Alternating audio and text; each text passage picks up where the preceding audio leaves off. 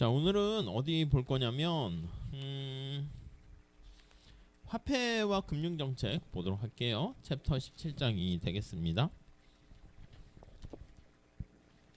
화폐와 금융정책 이렇게 돼 있어요.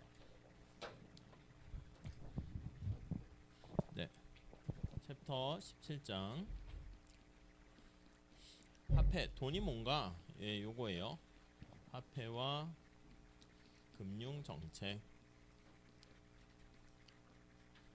우리가 이제 뭐 뭐니 해도 돈이 최고다 이런 말도 있긴 한데, 돈이 있으면 당연히 좋겠죠. 뭐가 좋으냐라고 하면요, 돈은 그러게 어떻게 보면 뭐 능력이라 할 수도 있는데 다른 걸로 변환할 수가 있는 뭔가, 그게 돈이라고 볼 수가 있겠죠. 그래서 이게 변신 가능해요. 변환이 가능합니다. 변신이 가능한 거죠. 그러니까 이제 돈이 있어야지 빵으로도 변환하거나 아이스크림 등등등 막 변환할 수 있어요. 근데 이게 화폐가 뭐냐라고 우선 첫 번째 뭔가 얘기하려면 화폐에 대한 정의를 내리고 좀 보통은 얘기하고 들어가야 되는데, 이게 약간 좀 아직까지는 정의가 매끄럽진 못해요.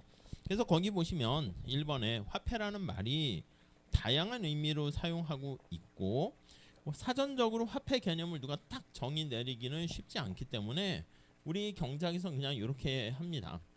화폐가 뭔지 모르겠지만 앞에서 얘기하는 것처럼 화폐가 어떤 기능이 있는가 요거를 생각을 해봐. 그래서 이러한 기능을 담당하는 것들은 다 화폐다 이렇게 볼 수가 있어요. 그럼 화폐가 어떤 기능이 있는가 한번 보시면 전통적으로 한 세 가지 기능이 있다 이렇게 얘기합니다.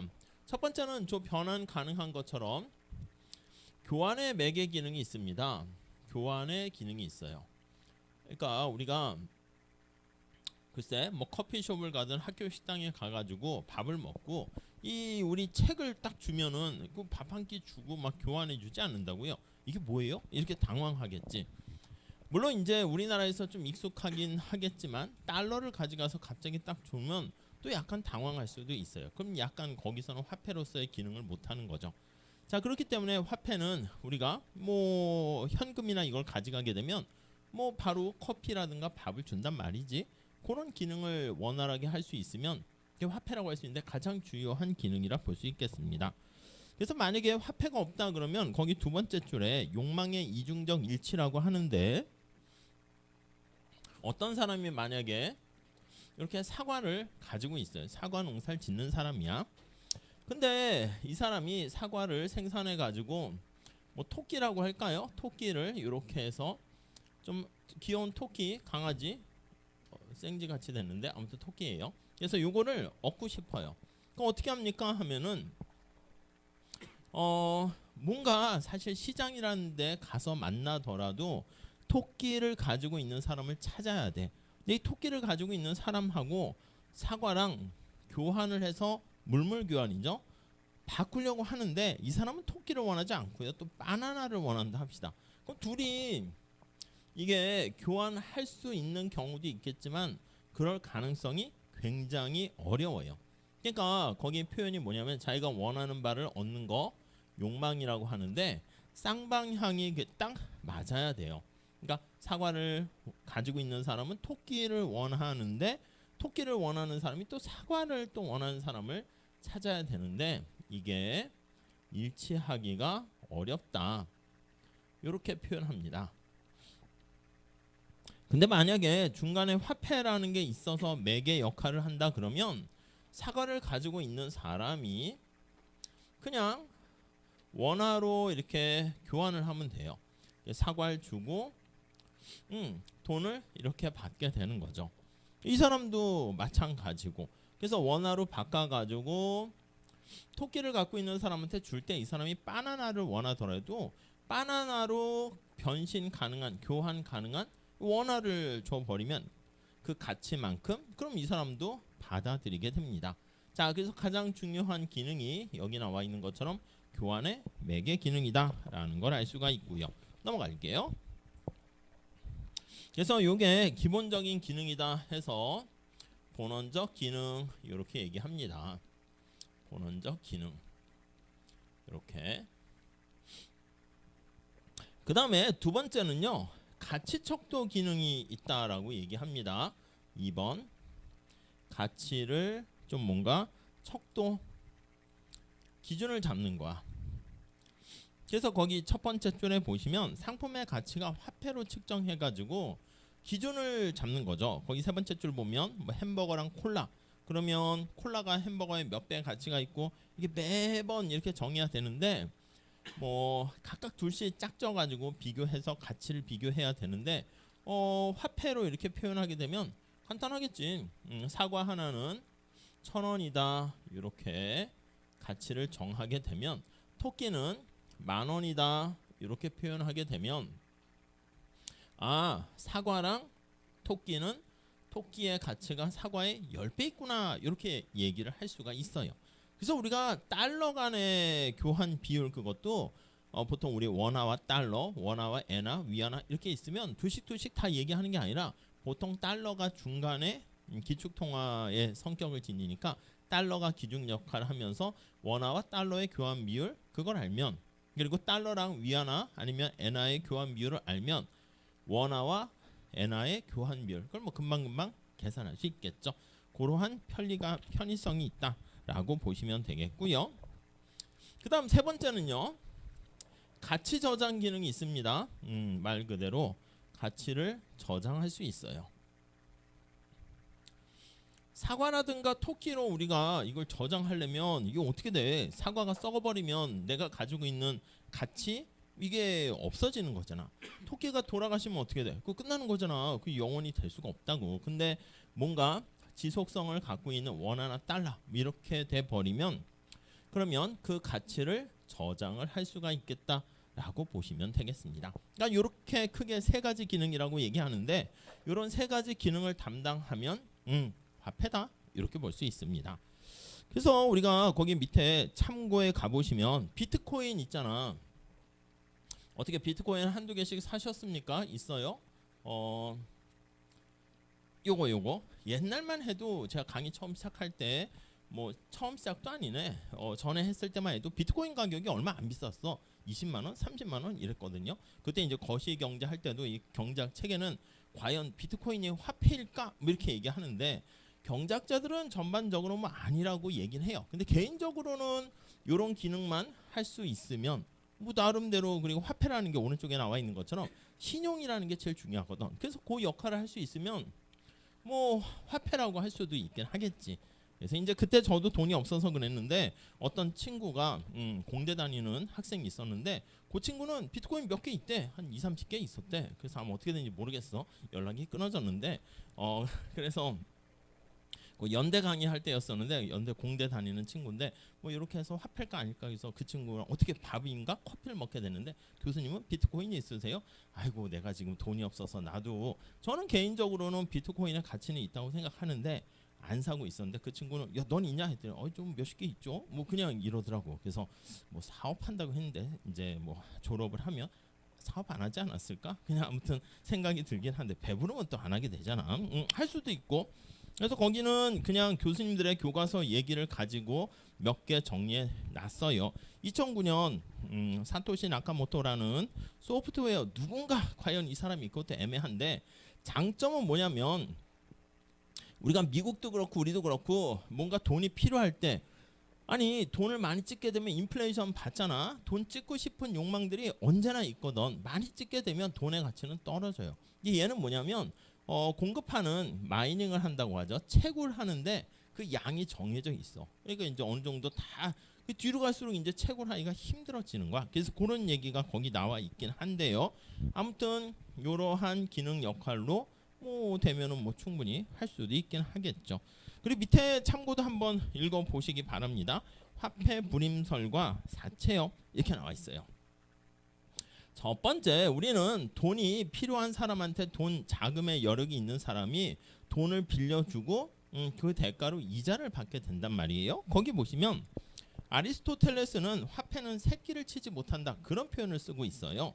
오랫동안 화폐 불임설이라고 얘기하는데, 그러니까 약간 뭐라고 할까? 돈 빌려주고 이자를 이렇게 받아먹는 거는 나쁜 짓이다 이렇게 보긴 하는데, 사실 경제학적으로 봤을 때는 빌려준 사람도 지금 그 돈을 쓰고 싶은데 참고 안 쓰고 있는 거 아니겠습니까? 더 급한 사람이 나 좀 빌려줘 기다렸단 말이야. 그래서 그 대가를 사실 참고 기다림의 대가로 주는 게 사실 이자율이다 이렇게 볼 수는 있는데, 거기 보시면 중세까지만 해도 그래서 돈을 이렇게 사채업하는 걸 되게 악이라는 생각을 했는데, 사실 보면 그 밑에 나와 있습니다. 세 번째 네 번째 줄 한번 보시면, 아니 돈을 빌려줬는데 크게 이게 어떤 용도로 빌려줬느냐에 따라서 좀 달라요.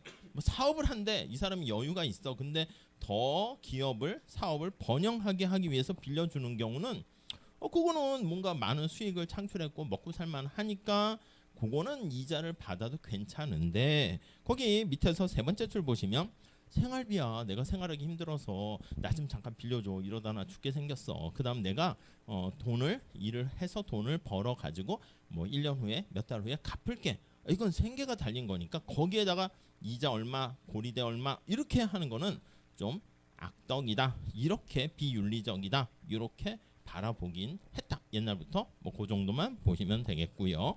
넘어갑시다. 자, 여기서 뭐 비트코인 이것도 한번 봐 보시고, 두 번째 화폐 역사 이건데, 이건 뭐 그냥 들어보셨을 거예요. 화폐 역사.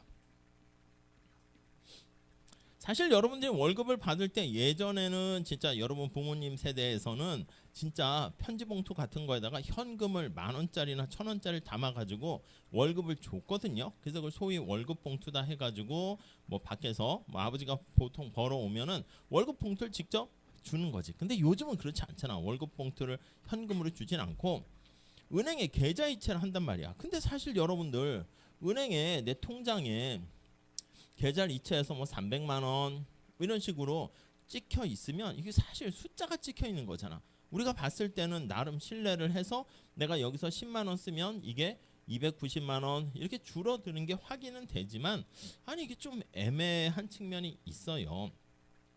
그래서 우리가 초창기에는 거기 보시면은 첫 번째 줄에 지폐나 주화를 사용하는데, 그것도 사실 그 오래된 얘기는 아니고요. 예전에는 당연히 뭔가 가치를 직접 가지고 있어야 된다고요. 그래서 역사 시간에 보셨겠지만 거기 보시면 상품 화폐라고 하죠.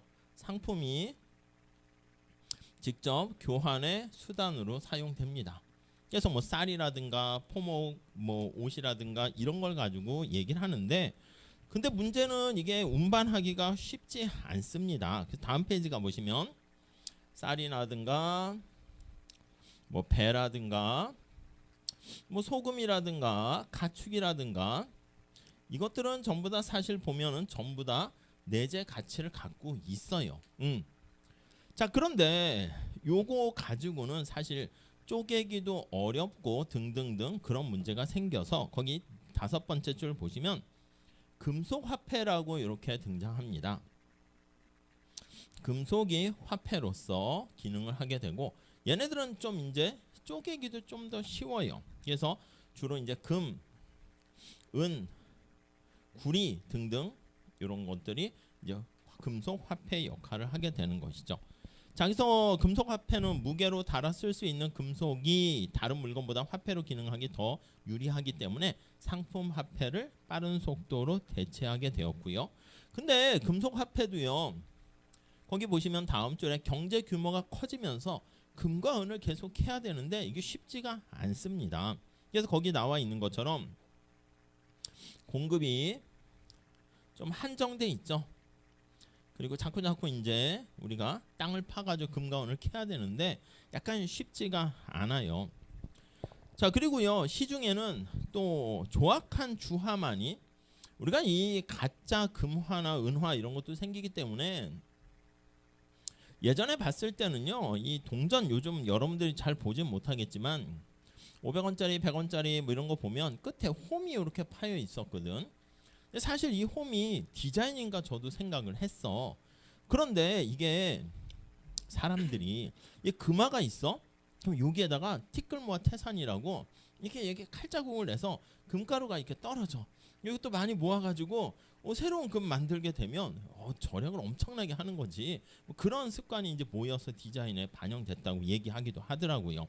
아무튼 그래서 금 같은 경우 이거 보면 우리 옛날 아르키메데스인가 이게 금이 순도 100%인지 거기 다른 게 불순물이 섞여 있는지 그것도 사실 뭐 진짜 위조 지폐랑 똑같은 얘기지.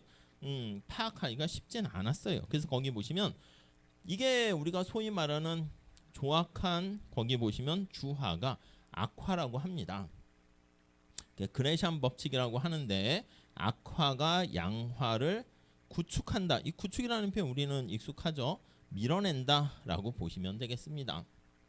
이해는 가요. 여러분들이 명절에 뭐 부모님이나 친척분들한테 빳빳한 5만 원짜리 뭐 세배를 해서 세뱃돈을 받았다 칩시다. 그럼 지갑에 요즘은 잘 현금을 들고 다니진 않는 경우가 많지만 저도 뭐 지갑도 안 들고 다녀. 그냥 폰에다가 그냥 삼성페이 이렇게 해서 쓰다 보니까 카드도 잘 안 들고 다녀가지고 예전에 주차장 어딜 가는데 나와야 되는데 거기는 이 카드가 이게 안 되는 거야. 이게 카드 이거 삼성페이도 안 되고 그냥 신용카드를 넣어야 되는데 제가 지갑이 없으니까 어떡하지? 현금으로 내래. 현금도 없잖아. 그래서 어떡하지? 해가지고 뭐 이렇게 돈을 뽑으러 돌아다닌 적도 있었는데 아무튼 여러분들이 만약에 친척분들한테 아주 빳빳한 새 신권 화폐를 지폐를 받았는데 지갑에 똑같은 5만 원짜리인데 뭔가 이렇게 낙서가 있고 뭐 그런 거 있잖아. 지저분한 돈 이렇게 우연히 받았으면 여러분들이 편의점 가가지고 물건을 산 다음 어떤 돈을 줘요? 빳빳하고 좋은 거 받는 사람 기분 좋으라고? 안 그래. 그건 내가 갖고 있고 더럽고 뭐 오물 묻은 거 이걸 주잖아. 그러니까 우리가 돈을 만지면 손을 씻어라 여러 가지 중에 있지만 위생 측면에서도 거기 뭐가 묻었는지 어떻게 했는지 알 수가 없거든. 그러니까 이렇게 조악한 악화가 양화를 구축한다. 그런 표현도 거기 나오게 됐다라고 보시면 되겠습니다. 자, 근데 이제 점차 지금 얘기한 것처럼 이 금이 화폐 역할을 했는데 금이 요게 화폐로서 작용을 할 때 이게 만만치가 않았습니다. 금이 양이 작았단 말이야. 그래가지고 안 되겠다. 은도 화폐로 사용하자라고 하는 주장도 생겼고요. 사실 우리가 경작 처음 시작할 때 금융 할 때 이게 금 아니겠습니까? 금이에요. 금.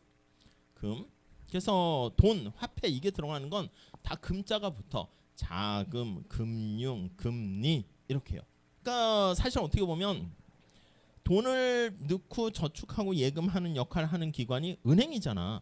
사실은 은행도 뭐라 불러야 돼? 금행 이렇게 해야지. 그러니까 사실 왜 은행이 됐냐면 은도 이제 화폐 역할을 했었었거든요. 그래가지고 금만 화폐로 인정하자 이렇게 주장을 하는 게 우리가 소위 들어보셨을 텐데 금본위 제도 이렇게 얘기를 하는 것이고요. 아니다. 금만 화폐로 하기에는 쉽지가 않다. 그래서 은까지 화폐로 같이 간주하자. 이게 복본위 제도 이렇게 얘기합니다. 복수로 이렇게 화폐로 인정하자 이렇게 얘기하는 거지. 이게 별거 아닌 것 같이 보이긴 하지만 사실 이게 되게 중요한 논쟁이었습니다. 그 뒤에 얘기를 넣어놨는데 잠깐 뒤로 가보시면 어디 가면요. 오제 마법사라고 저 뒤에 얘기가 나옵니다. 어디 갔지? 오제 마법사. 저 뒤에 있네요. 417페이지 한번 볼게요. 자, 간단한 사례 예를 한번 보시면 오즈의 마법사 읽어보셨나요? 저는 제대로 책을 읽어본 적이 없는 것 같아요. 만화에서 어떻게 좀 몇 번 보다가 말았던 것 같은데 거기 그 얘기 나와 있죠. 돈을 지칭하는 단어에는 다 금자가 들어가 있는데 자, 두 번째 줄 과거에는 금과 은을 같이 화폐로 사용을 했었습니다. 근데 보통 이제 그 전에 금만 화폐로 사용을 했었었는데 거기 바오미 쓴 오제 마법사 세 번째 줄 보시면 그게 바로 금본위 제도와 은본위, 복본위 제도 이거를 우회적으로 다룬 소설이래요. 남북전쟁 이후에 미국의 남북전쟁 이후에 거기 보니까 미국은 금과 은을 같이 화폐로 사용을 했는데 이후 1873년 이렇게요. 네, 거기 보니까 금만 화폐로 인정하자는 금본위 제도로 도입하게 됩니다. 금만 화폐로 인정하고 은, 구리 이런 것들은 화폐로 인정하지 말자. 요게 채택이 됩니다. 금이 바로 돈이 되는 거예요. 오케이. 근데 문제는 뭐냐면 금이 지금 얘기한 것처럼 금을 캐려고 하는데 이 금이 자꾸 부족해지는 거야. 경제는 자꾸 성장하게 되는데. 자, 그래서 거기 보시면 금이 부족해지게 되면서 물가가 23%나 하락하는 디플레이션이 발생하는 거예요. 디플레이션이 발생하게 됩니다. 아니 여러분, 우리 지난 시간에 본 것처럼 인플레이션이 발생하게 되면 돈을 너무 많이 찍어 가지고 사과의 가격이 1,000원이 아니라 2,000원이 돼버리면 어떻게 돼요? 1원의 가치는 떨어지게 되는 거잖아. 이게 돈의 역할을 하는 건데, 근데 이건 돈을 너무 많이 찍어 가지고 많이 발행해 가지고 돈의 가치가 떨어지게 되는데, 아니 돈의 역할을 하는 금이 부족해지게 되면 디플레이션이 발생하게 된다니까요. 화폐 가치가, 금의 가치가 올라가죠. 그래서 거기 보시면 우리 지난 시간에 인플레이션이 발생하게 되면 돈을 빌려준 사람하고 빌린 사람하고요, 누가 이득이냐면, 아니 인플레이션이 발생하게 되면 돈을 빌려준 사람은 손해를 보고요, 돈을 빌린 사람이 채무자가 이득을 보게 돼. 말씀드렸죠. 1970년대 대학 등록금이 20만 원이었는데 제대로 이런 거를 이자까지 제대로 치지 못하게 되면은 화폐 가치 20만 원, 내가 너한테 뭐 20만 원 갚을게. 근데 언제 갚을지는 잘 안 내놨어. 그래서 20만 원을 한 10년 후, 20년 후에 갚게 되면, 아니 그때 빌렸을 때 20만 원과 지금 20만 원은 완전히 가치가 다른 거잖아요. 아니 그런데 디플레가 발생하게 되면 어떻게 돼요? 반대로 돈을 빌린 사람이 손해가 된다니까. 채무자가 손해가 되고 돈을 빌려준 사람이 이득이 됩니다. 자, 그래서 거기 한번 보시면 물가가 하락하는 디플레이션 하에서는 그러면 채무자가 누굽니까? 돈 없는 사람들이 돈을 빌렸겠지. 그래서 거기 보면 주로 농민이야. 농민들이 돈이 없으니까 빌렸겠지, 자본가에게. 그리고 노동자들, 채무자인 경우가 많다고, 이 사람들이 손해를 보게 되고요. 찾았죠? 누가 이득을 봅니까? 라고 하면 거기 보시면 지주와 은행가, 빌려준 사람이잖아. 그리고 채권자는 이득을 봅니다. 이득을 보게 돼요. 여기서 채권자는 자본가, 지주, 그리고 은행가, 이런 사람들이 돈 놓고 돈을 벌게 되는 거죠. 오케이. 자, 그런 상황이 됐습니다. 자, 그래서 농민과 노동자의 삶은 궁핍해지게 되면서 이거를 해결할 수 있는 방법, 그럼 어떻게 돼요? 지금 금을 지금 화폐로 사용하는데 금을 자꾸 캐는데 부족하게 되니까, 그래서 발생했잖아. 그래서 요게 이제 그 다음 대통령 선거에서 논쟁이 됩니다. 요 문제를 해결하기 위해서는 어떻게 은도 화폐로 인정하자, 이런 주장이 등장하게 되는 거죠. 자, 그래서 거기 보시면 다음 단락 한번 볼게요.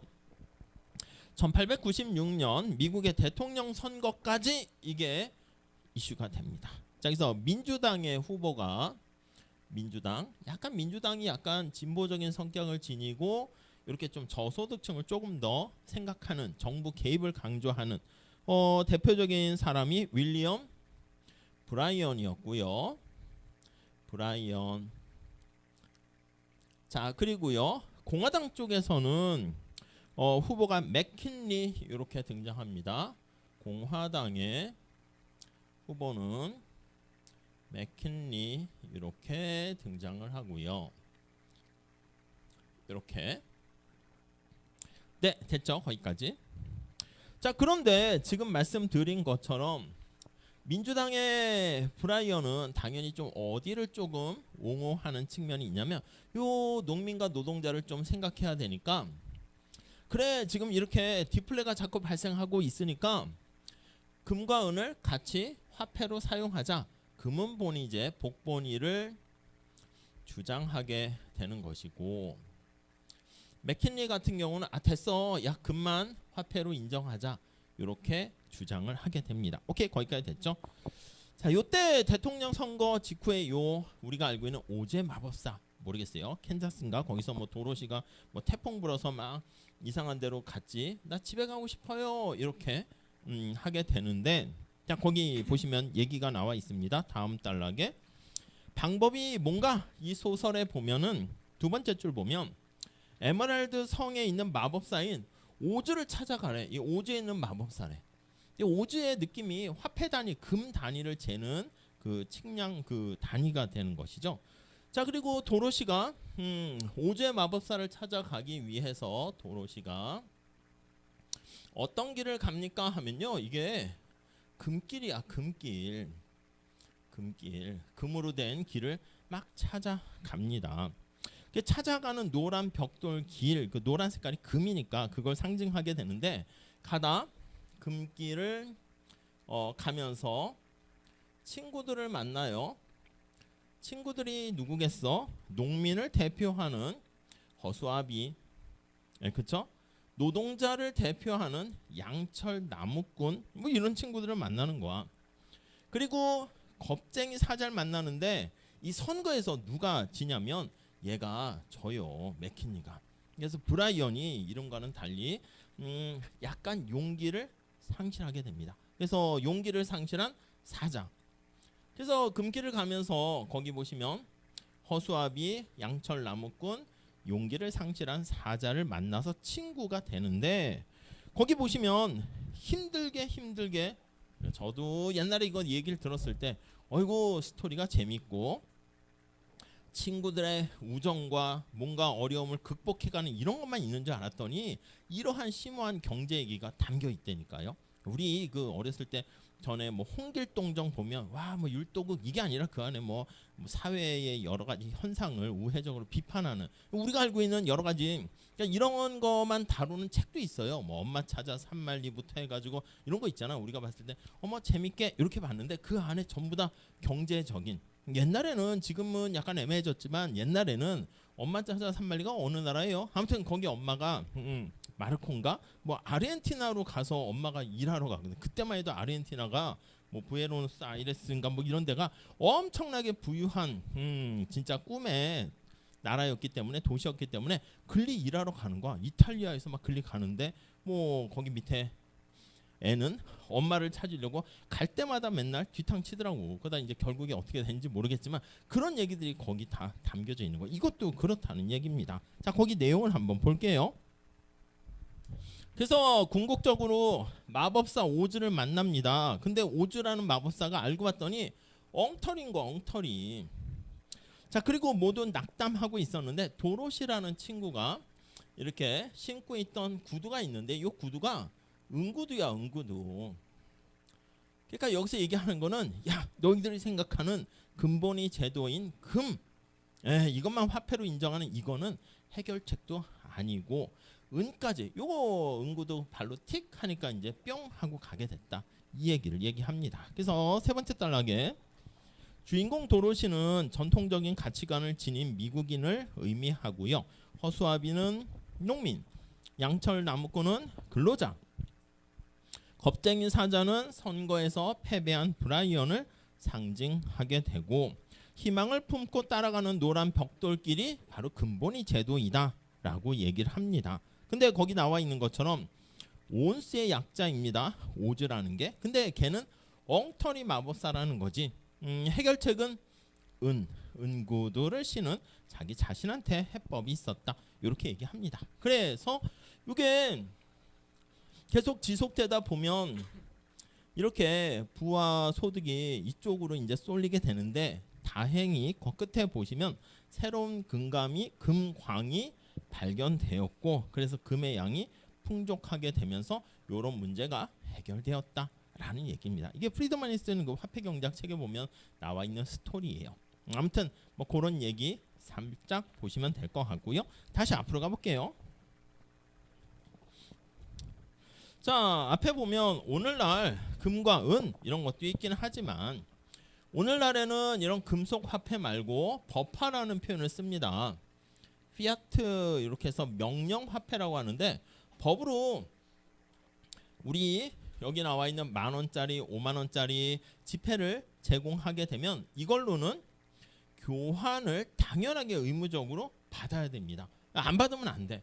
그 신용카드 같은 경우에는 여러분 우리가 신용카드로 결제하려고 할 때 가끔 저희는 현금만 받아요 거절하잖아. 그거는 사실 가능해. 신용카드는 그냥 편리를 위해 가지고 회사에서 대신 내가 만약에 신용카드를 가지고 내가 밥을 먹었는데 카드로 결제하면 친구들하고 밥 먹으러 갔는데 내가 지갑을 놓고 간 거야. 그럼 어떻게 친구한테 야 나 대신 밥값 좀 내줄래? 내가 강의실 가서 돈 줄게. 이렇게 할 수 있잖아. 그 똑같은 거야. 신용카드사가 나 대신 결제를 해주는 거지. 대신 한 달 후에 내가 갚을게. 이렇게 얘기하는 거예요. 근데 카드사 입장에서는 카드 뭐 수수료 이런 것도 있을 수 있겠지만 공급자 판매자가 그걸 부담을 하는 것이고 내 입장에서는 느낌이 그렇잖아. 현금이 있으면 지갑에서 현금이 나가는 게 막 보인다니까. 그래서 돈 쓸 때도 약간 이거 과소비하는 거 아니야? 이렇게 되는데 카드 있으면 펑펑 쓰게 돼요. 그래서 여러분도 나중에 카드 지금도 있으시죠? 보세요. 이게 나중에 이제 월급 받으시면은 카드 값으로 금방 다 나가. 그래서 월급이 잠깐 들어왔다가 바로 쓱 이렇게 나가는 거를 많이 경험하시게 될 겁니다. 아무튼 이렇게 되면서 지금은 신용카드 신용카드는 화폐는 아닙니다. 그냥 결제를 친구가 대신 내는 건데 이거는 결제 수단이지. 그리고 전자화폐 그다음 저기 나와 있는 비트코인 뭐 이런 것도 이제 우리나라에서 뭐 어떻게 앞으로 먼 미래에 되면 다 그게 화폐로서 왜냐하면 다 모든 게 전자적으로 처리가 되는 것이니까 눈에 꼭 실물 이게 있을 필요는 없죠. 신용카드 같은 것도 아까 말씀드린 것처럼 휴대폰에 저는 뭐 삼성페이 같은 거에 카드 집어넣고 결제해버리게 되면 사실 뭐 카드도 들고 다닐 필요가 없게 되는 것이죠. 자, 그 정도 우선 정리를 하시면 되겠고 그 다음에 그 왼쪽에 그 왜 돈이라고 부르게 되었는가 그 내용이 나와 있는데 그거는 그냥 한번 보시고요. 위조 지폐 확인 방법이 한국은행 같은 데 가보면 괜찮은 여러 가지 보고서나 영상이나 이런 것들도 많이 있어요. 예전에는 한국은행에서도 일주일에 한 번씩 무슨 요일인가 금융 무슨 뭐 금요 광장감 이런 거 있었는데 그거는 저희 땐 직접 가야 되거든. 멀진 않으니까 관심 있는 친구끼리 가가지고 그 세미나 하는 특강 뭐 금융 정책이 어떻게 되니 이렇게 거기 관계하시는 여러 가지 뭐 담당자들이 나와서 설명을 하는데 요즘은 유튜브에 다 있더라고. 그러니까 되게 편리해졌지. 그래서 관심 있는 사람들은 그런 것들도 눈여겨서 이렇게 구독 좋아요 해 놓으시고 뜰 때 한 번씩 보게 되면은 뭐 그냥 옛날보다 좋아졌지. 옛날에는 내가 뭐 거기서 발간한 보고서를 막 이렇게 읽어야 되는데 그냥 이렇게 틀어놓으면서 그냥 군데군데 보게 되면 지난주에 요런 일이 있구나. 보니까 퀄리티도 되게 많이 올라갔어. 옛날에 뭐 PPT 이런 것도 없고 그냥 말로만 이렇게 했었는데 되게 좋아졌으니까 그런 거 관심 갖고 보시면 되는데 한국은행 홈페이지 가면 위조 지폐 확인 방법이 이렇게 있어가지고 거기 넣어놨는데 그냥 한번 이렇게 보시면 될 것 같아요. 늘상 위조 지폐 만드는 사람들이 고도로 기술이 발전하다 보니까 그거를 잡으러 다니는 사람들도 진짜 엄청나게 고도의 기술을 갖게 되니까 뭐 서로 해커와 이거 백신 만드는 사람들 하는 거랑 거의 비슷하죠. 389페이지는 한번 여러분들 읽어보세요. 섬나라 얍섬의 화폐라고 하는데 화폐라는 게 사실 이게 신용이 제일 중요한 거잖아. 만약에 전쟁이 일어나고 경제가 불안하면 신용카드 이런 거 의미 없고요. 우리나라 돈 뭐 원화 뭐 5만 원짜리 이거 뭐 돈을 냈는데 뭐 우리나라 이번에도 좀 경제가 뭐 정치가 이렇게 돼서 다른 나라에서 원화 환전 안 해줘요 이런 얘기를 한다는데 이게 이렇게 되면 신뢰가 떨어지게 되면 안 받으면 그 말인 거든. 그럴 때는 여기 나와 있는 금과 은 이런 실물 자산만이 가치가 있는 건데 사실은 여기까지 오게 된 것도 제일 중요한 게 신용 아니겠습니까? 신용이 엄청난 그 사회적 자산 중에 하나가 되는 것이죠. 그래서 얍섬 얘기를 많이 얘기하는데 이런 거야. 거기 돌멩이가 이렇게 있어가지고 거래할 때 이걸로 하는데 거기 보시면 옆에 큰 돌이 있는 거야. 그래서 마을이 동네가 신용이 있고 그리고 뻔히 다 아는 거잖아. 그러니까 마을 사람들이 누가 있고 가족에 누가 있고 다 알고 있기 때문에 어떤 애가 이 마을에서 나쁜 짓을 했어. 그러면 옛날에는 가장 무서운 형벌이 떼찌 맴매해주고 이런 게 아니라 너 마을 떠나 이거야. 얘가 다른 마을로 떠났잖아. 그럼 이 마을이 있어. 이상한 애가 와. 좋아하겠어요? 웰컴하겠어? 배척하겠어? 배척하지. 얘가 어디서 뭐 하다 온 사람인지도 모르는데. 그러니까 당연히 얘는 갈 데가 없는 거야. 그러니까 마을에서 추방당하는 게 제일 두려운. 그러니까 모두 다 알고 있으니까 우리가 엄청나게 큰 이 돌멩이 크기가 클 때 진짜 이걸 사고 팔고 이런 게 아니라 뭐 좀 애매한 표현인데 여기 학교 앞에 금잔디 광장 있잖아. 이 제 거야. 그럼 제가 밥을 먹고 뭐 한 다음에 저기 금잔디 광장에 저 구투머리 하나 드릴게요. 그러면 또 다 아는 거야. 그러다 보니까 신용을 통해 가지고 그렇게 화폐로서 기능을 하게 된다라는 얘기가 거기 나와 있는데 그거는 한번 그냥 읽어보시면 쉽게 알 수가 있을 거예요. 제가 시험에 낼 수도 있어요. 시험 문제 무슨 뭐 화폐 기능의 세 가지를 쓰세요 이렇게만 나오지 않고 섬나라 얍섬에 뭐 돌멩이가 있다는데 그거는 어떻게 화폐로서 기능을 하게 되는지 설명하세요. 그럼 이거 읽었는지 안 읽었는지 알 수 있잖아. 기말고사 다다음 주에 봅시다. 16주 차에 갑자기 기말고사 얘기해서 그렇지만 기말을 보기로 하고요. 다음 주에 볼까 했었는데 원래는 디폴트가 16주 차예요. 근데 몇몇 분이 메일을 주셔가지고 안 된다. 16주 차에 봐야 된다. 그래서 16주 차에 보는 걸로 할게요. 시험 범위는 다음 주 진도 나가는 데까지 할 거고요. 이런 것도 잘 봐주세요. 그래서 오제 마법사에서 어쩌고 저쩌고 해가지고 문제 낼 수도 있으니까 뭐 이렇게 뭐 그냥 기본적인 개념도 잘 이해하시고 우리가 무슨 뭐 계산 문제나 이런 걸 엄청나게 풀지 않았으니까 그런 것보다는 개념을 잘 쓰셔가지고 자기가 알고 있는 걸 표현하는 거기에 좀 초점 맞춰서 얘기를 할게요. 물론 기본적인 계산 문제, 승수 이런 것들은 당연히 간단한 거는 수업 시간에 말씀드린 건 하긴 해야 될 것 같고요. 자, 이 정도 하시고요. 잠깐 쉬었다가 화폐 역사 해가지고 받고 통화량의 측정 좀 보도록 하겠습니다. 잠깐만 쉬었다 할게요.